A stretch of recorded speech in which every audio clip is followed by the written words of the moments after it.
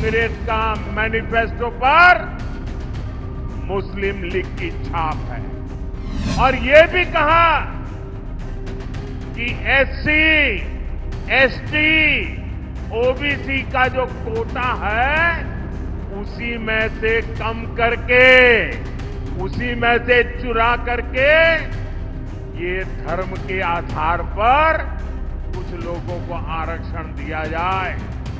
भाइयों और बहनों, आज जब मैं सरगुजा आया हूं तो कांग्रेस की मुस्लिम लीगी सोच को देश के सामने रखना चाहता हूं। और जब उनका मैनिफेस्टो आया उसी दिन मैंने कह दिया था, आज नहीं कह रहा हूं, उसी दिन कहा था कि कांग्रेस का मैनिफेस्टो पर मुस्लिम लीग की छाप है।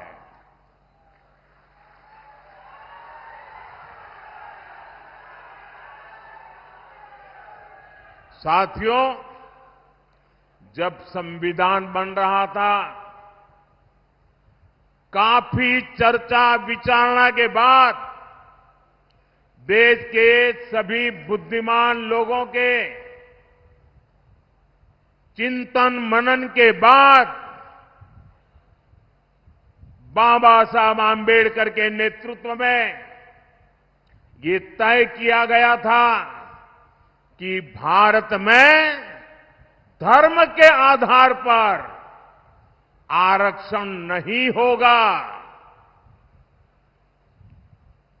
आरक्षण होगा तो मेरे दलित भाई बहनों के लिए होगा, मेरे आदिवासी भाई बहनों के लिए होगा, लेकिन धर्म के नाम पर आरक्षण नहीं होगा।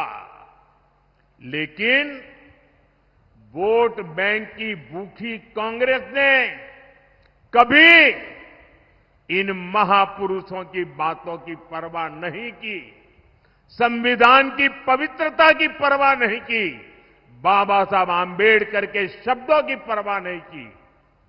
कांग्रेस ने बरसों पहले आंध्र प्रदेश में धर्म के आधार पर आरक्षण देने का प्रयास किया था। फिर कांग्रेस ने इसको पूरे देश में लागू करने की योजना बनाई। इन लोगों ने धर्म के आधार पर 15% आरक्षण की बात कही और ये भी कहा कि एससी, एसटी, ओबीसी का जो कोटा है उसी में से कम करके, उसी में से चुरा करके ये धर्म के आधार पर कुछ लोगों को आरक्षण दिया जाए।